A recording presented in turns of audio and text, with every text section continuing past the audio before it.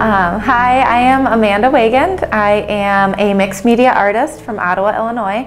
I own Open Space Art Gallery and Studios, also in Ottawa, Illinois. So I have been doing photography pretty much my entire adult life. I got really interested into it in high school, and then went straight to Columbia College after high school and delved into it a little deeper, really fell in love with the darkroom, and then took a break for about 8 years, worked at a portrait studio, and thought I wanted to be a commercial photographer, where I started my own business, shooting weddings and family, and it just didn't feel right. It didn't feel like everything that I wanted. So I went back to school, went to ISU the second time, and just started figuring out fine art again, and that's what really stuck with me. I didn't want to be shooting weddings. I didn't want to be shooting like commercial shoots. I wanted to be doing fine art.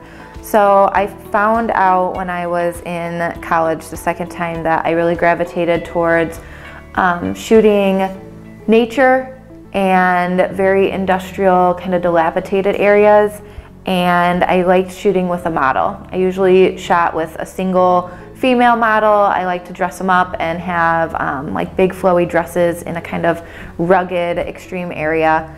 I think that's one of those things when you're in college and a photography major, you kind of shoot those cliche things for a while. But I really, through shooting those cliche photographs, it kind of made me discover that what I was looking for were these moments that people kind of overlook. So I liked being out in nature in these areas that were kind of just run down, that people just drive past and don't pay any attention to. And I liked finding those moments and really zooming in on that and kind of bringing attention to those moments that people just pass up all the time. This series, I consider it kind of something that's always growing, but it is a combination of photographs, paintings, and mixed media, which mixed media can be anything. It's taking different mediums and putting them together, but in my case I like to take photographs and add paint on top of them. So I'm really drawn to the idea that sometimes you notice the paint is there right away, and then sometimes you have to search for it, and then sometimes you're searching and it's not there at all. So it's kind of this fun game that you get to play when you're looking at the photograph. It's got a playfulness to it, so you find yourself kind of searching. And sometimes, like this series is a two-parter now. I created a lot of images for printed matter during the quarantine, and then I just created more in the same grouping and to go into the series and be added into the series, and I just created them over the past few weeks.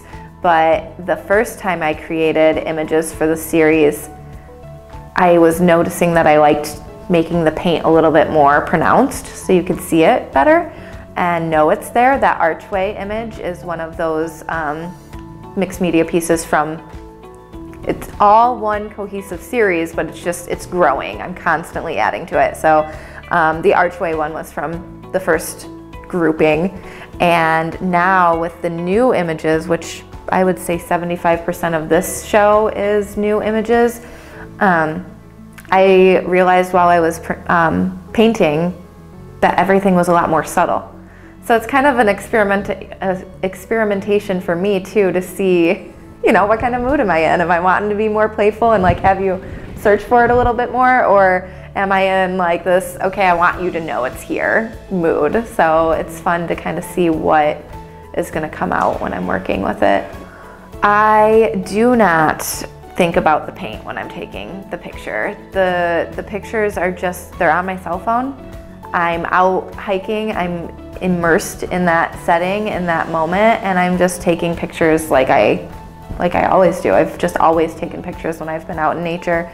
And then after I print them, I kind of lay them all out and I look and I'm like, what do I want to do with this one? And I just pull one up. I see how they feel together, and then I just pull one up and look at it for a little while. And since they are all images of this area, they're all Starved Rock, Matheson Lake, Colville Creek, this area that I'm constantly hiking and being in, the colors and the tones are all very similar. So I just lay out a palette and start mixing colors and try to mix what I'm seeing, which is my favorite part of it. I love just mixing and trying to like match that color exactly, so that way you're having a really hard time finding it. That's kind of like the playfulness I get when I'm doing it. So I just kind of mix the colors, and then I paint on it, and if it feels done, I set it down, and I might come back to it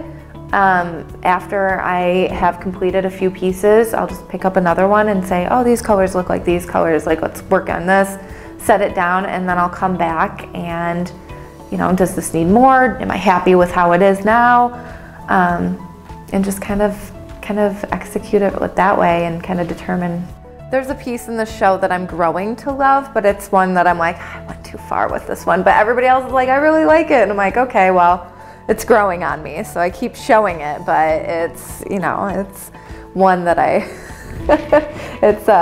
there's these two branches that are coming down over a like waterfall area in Starved Rock, and I painted the bottom where the water is, and I just pulled it out today when I was playing, and I'm like, I'm actually enjoying this now. So I think it's one of those ones where you push it too far, and sometimes it works, sometimes it doesn't. There's another one that as soon as I pulled it out, I turned it upside down. I'm like, nope, this one's not gonna be in here. I don't like that, how that one turned out. So, you know, you never really, once you're in the moment, I feel like you don't realize that you've gone too far. It's kind of like taking a step back and reflecting, and then like later looking at it. And so I am really drawn to textures and line in nature, and I am constantly looking for that. It's not always a close-up, but it is more, I'm looking for certain compositions that just kind of like speak to me when I look at it. And the really nice thing about taking these pictures with my cell phone and not my professional camera is that it lets me, I don't overthink it. When everything's so technical and you're worried about if the lighting's right and this is right and that's right, with a professional camera, I tend, when it's in my hands, I'm starting to be that professional photographer mindset where I have to make sure that my composition is right and I have to make sure my lighting's right, and then you're taking the picture with the mindset that you're going to edit it, and so it doesn't really matter if it's perfect or not, I can fix it later. And so the cell phone photos, they just let me be one with the nature, and you know, I see something, I click it, there's no editing, I'm not fixing it, I'm not changing it, I'm not making it better, I'm taking it for what it is and I'm letting it be. And I like control in my photography. I like chance, but I like control at the same time. So kind of giving up that control with the cell phone is really nice for me. But I'm out there just, you know, what jumps out to me? What am I seeing? What colors are blending well? What trees or rock formations are kind of creating the visual effect that I like. I really like linear areas. Water is another like really prominent feature in this series. I like the ripple effect when somebody puts their hand in water and you've glided it, or a leaf is kind of strolling through the creek and you're looking at it. When there's an area where the water's kind of waterfalling, cascading over rocks, like looking at those rocks underneath, the markings that the water makes on the rocks when you can tell that the river is shallow, and maybe it just became shallow because you can still see like some of the moisture in the rocks and the markings that makes. So it's really, for me, just kind of being out there, submersing, seeing what jumps out to me, and then snapping it, and that's it. And then I go back and I kind of look at all the photographs that I took from the hikes, and I figure out which ones I think are the best, and I just print them, and that's it. And then I paint on them. So it's like getting rid of the control of all the ways I could change it by adding editing, and all the ways I could make it better or do it. I'm just letting it be what it is. And that's a really nice feeling for me. And then playing around with the paint and kind of highlighting those areas that I see, those reasons why I took that picture, those are kind of the spots that I tend to paint on or like bring more attention to. And they're very subtle. They're little areas that are just like, okay, that's why I was drawn to it, so that's what I'm gonna highlight. The gallery. The gallery is my, it is like my favorite thing in the world. I was like, I want a space where when you walk in, you know that you're accepted, that you know that you are here to make things, that you are here to be accepted and have a community, not like I have to do all this work to figure out where I'm supposed to go. Just you walk in and hey, here we are, you know, here we are, we're here to support. With the ground stance that we are here for the community, we are here to build a space for artists. That is just our backbone, and everything we've done moving forward has been for that purpose. And it's been going super smooth, and it's a great space, and you walk in and there's positive energy everywhere, and it's everything I want it to be. So the name of the gallery is Open Space Art Gallery and Studios. We're located at 223 West Madison Street in Ottawa, Illinois. We showcase artists, local or Illinois-based artists in the gallery, and then the back space is where we host classes and workshops, and it's also a communal studio space. And this is the part that a lot of people don't know, or actually, I guess, kind of more understand. A lot of people have called us like a gym for artists, where you can rent the space. We have tables, chairs, easels, tools. We just installed a photography backdrop, so we've got like 3 backdrops, seamless paper. We have lights and transmitters and anything that you could want or need to do photo shoots, so we rent that space out for any commercial photographers wanting to shoot indoors for the winter, for any artists who are wanting to showcase their work and get like good documentation of their work, for any artists that are just wanting to do like a fun photo shoot for their own purposes. We have somebody coming in to do like a photo album or a music album, photos of their music album.